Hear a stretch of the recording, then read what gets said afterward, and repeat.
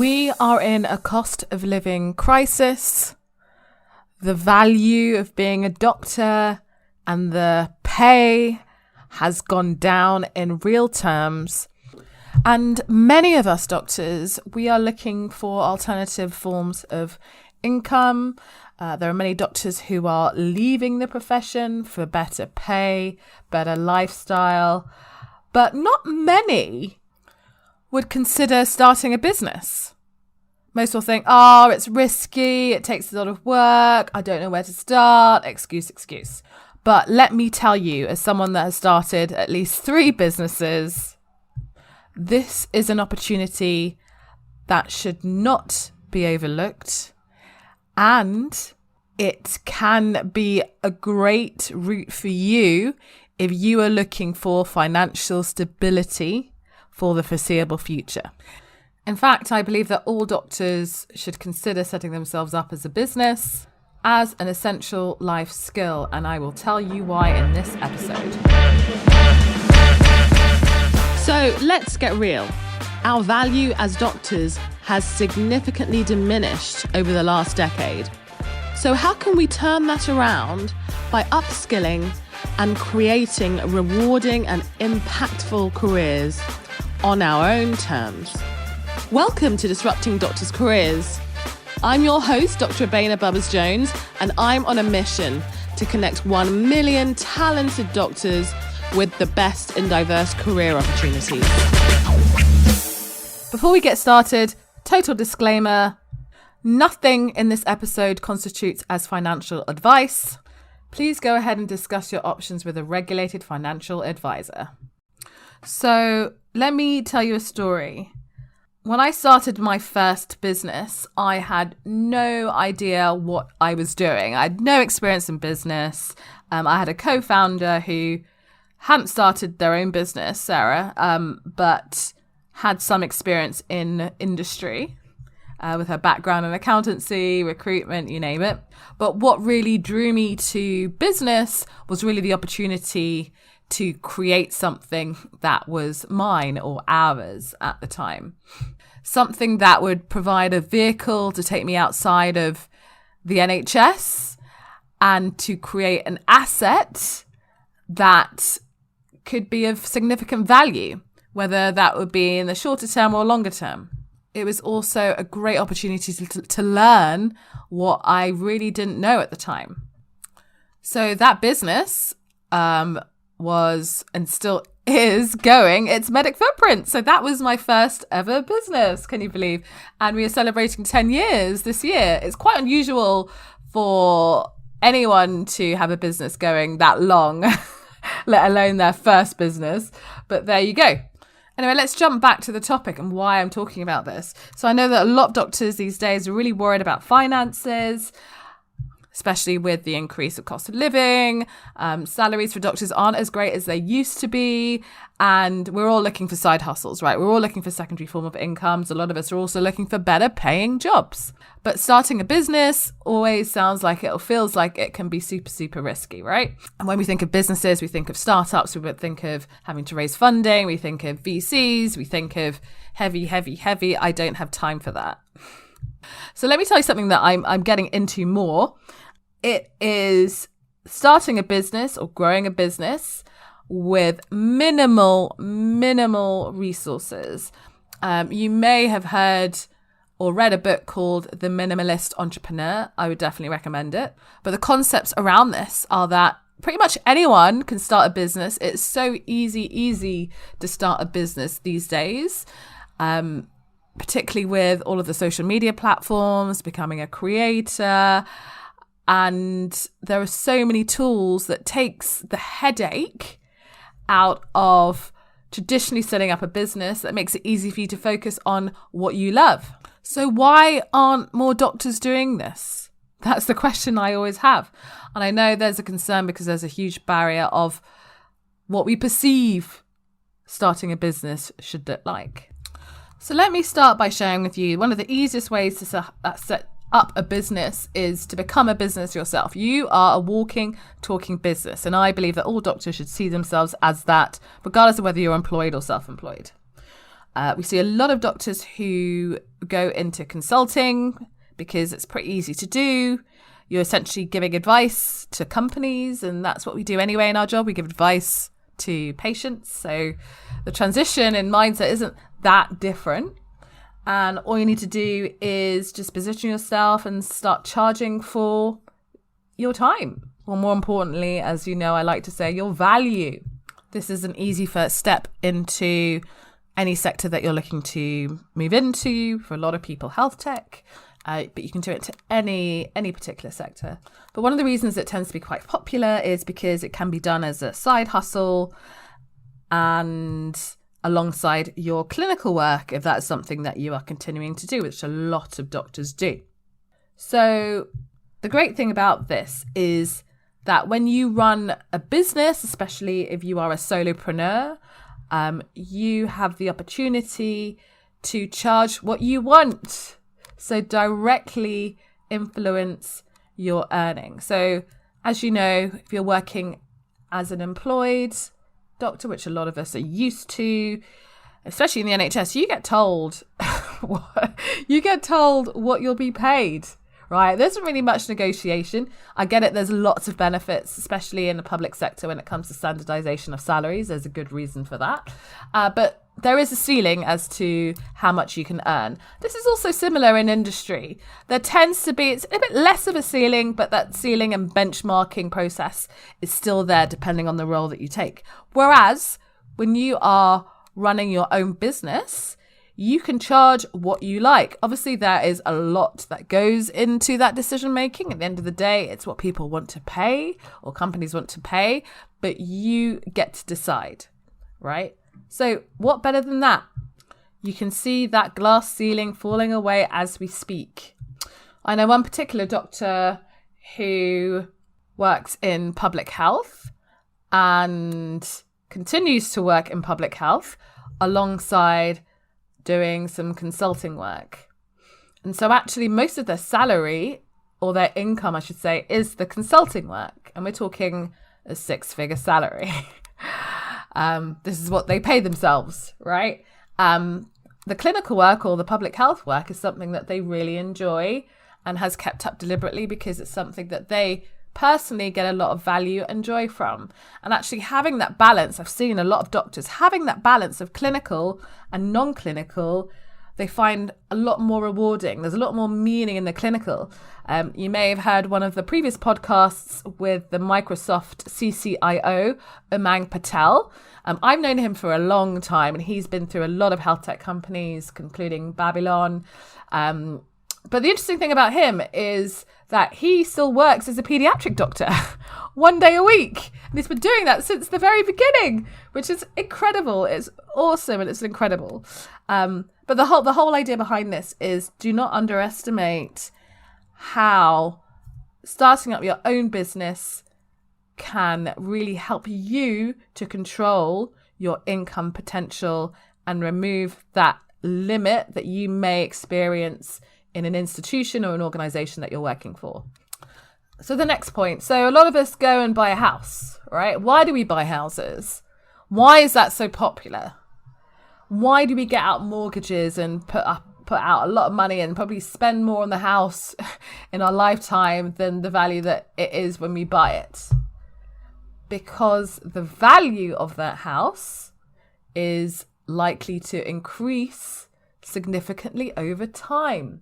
So what we're doing is buying in equity into a property on the assumption and the hope that it will increase in value over time. And at some point in the future, we will be able to take that additional value and convert that into money, right? So the same is with building a business of your own, right? Whether that's just you or a number of people, you are building an asset that has the potential to increase value over time. So I mentioned when I started Medic Footprints, actually one of the real motivators for me to do that was to create an asset, create something from nothing that would really be seen as value, right? I wouldn't be doing Medic Footprints today if it wasn't valuable to the people that I serve, which are people like you, doctors, right?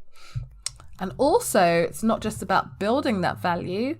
It's also about being able to, derive an income from what you're building. So you'll see, as well as me setting up Medic Footprints and creating a valuable product, I'm also able to pay myself a salary. And this is alongside the salary that I'm deriving from my clinical work, and alongside the salary that I'm deriving from my other business. So what's more financially stable than spreading the risk when it comes to deriving income from not just one source, but from multiple sources? One of the challenges that particularly, both parents actually more so, but particularly those who identify as women face when they go on maternity leave in particular for a long period of time is income or lack of income. Depending on who you work for, obviously the level of income does vary, but particularly it's great in the public sector, I have to say, particularly when you're either self-employed or you are in any organisation. It's a bit of a lottery as to whether you will get an income. And one of the downsides of being self-employed usually is that if you stop working, then you don't get paid, right? So in my personal circumstance, I've gone through 2 maternity leaves, and in stopping, say, my occupational health work, I was still able to derive some of the salary from the money that I'd accrued from that work over time, as well as my Medic Footprints income, as well as some other income I had from an employed job I was actually doing during my first maternity leave. I can't say it was easy. It definitely was not easy, but I was really fortunate to have a number of different sources where I could draw upon some income to sustain myself and my family whilst growing my family.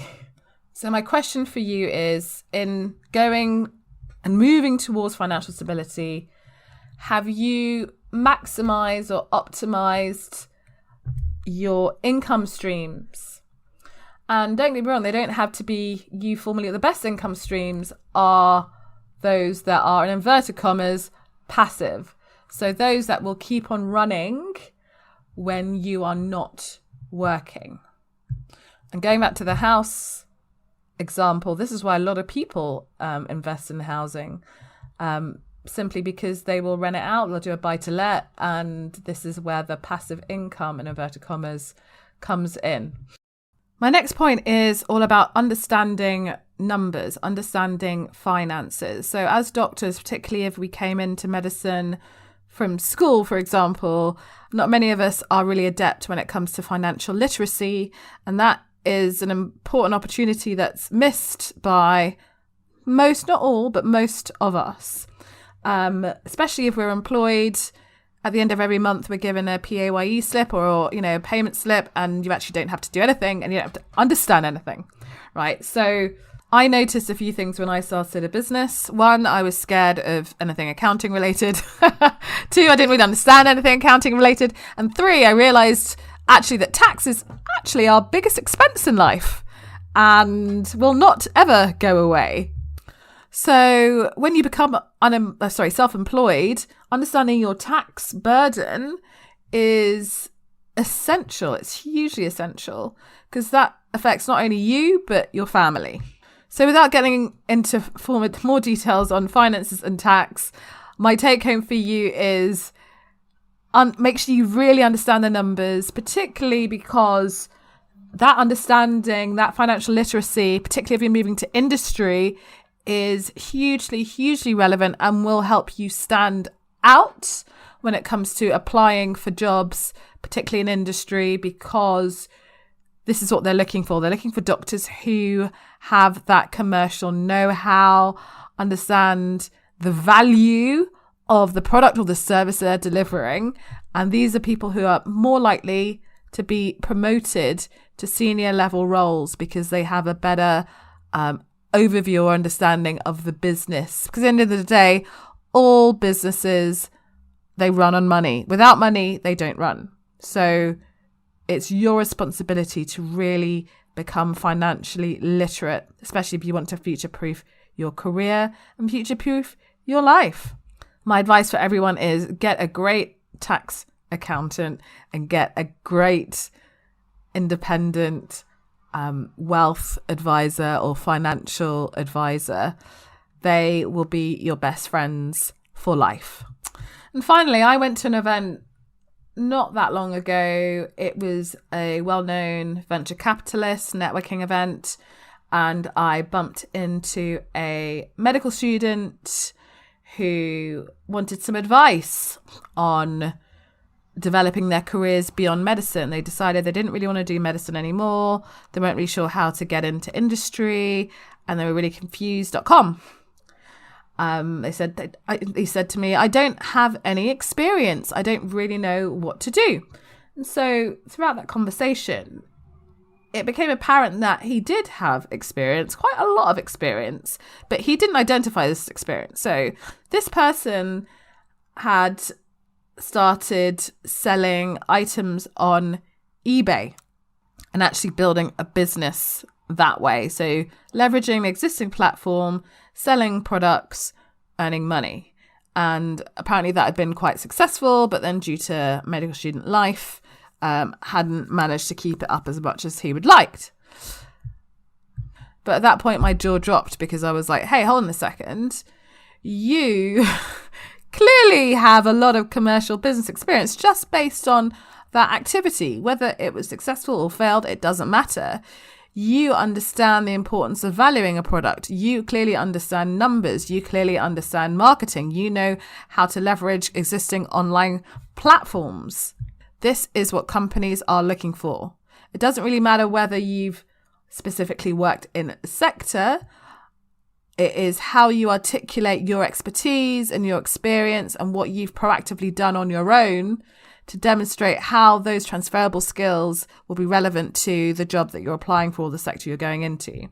I literally saw a light bulb pop above his head in that moment. And he was like, oh, yeah, actually, you're right.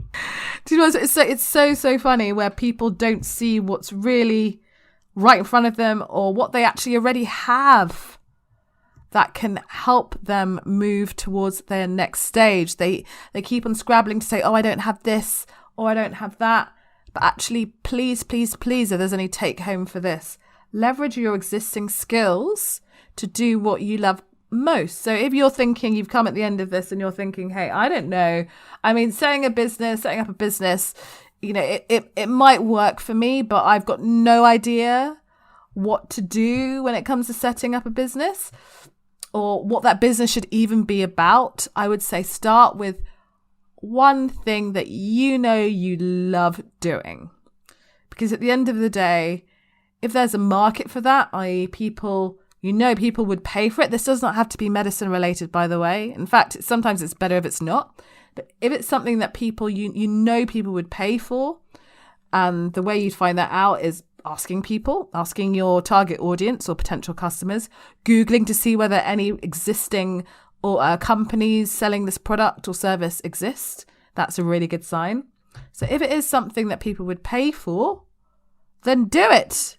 Set yourself up as a business. It's so easy, so easy to set up a business. There's no reason for you not to. I think one of the biggest challenges that I know doctors have is time. And I would say, please see this as an investment in a way for you to not only future-proof your career, but achieve that financial stability that you are looking for, especially in these times. So create that time. It will be worth it. Get a financial advisor. It will be worth it. Get an accountant. It will be worth it. Get the advice you need to make that decision, but don't be held back and do it. And let me know how you get on. Anyway, if you haven't subscribed to this podcast yet, please subscribe. Leave a glowing review that really explains how these episodes have helped you or got you thinking. And don't forget, we run a fellowship where we deep dive into a lot of these topics, the Doctors in Industry Fellowship. Please go to medicfootprints.org/industry.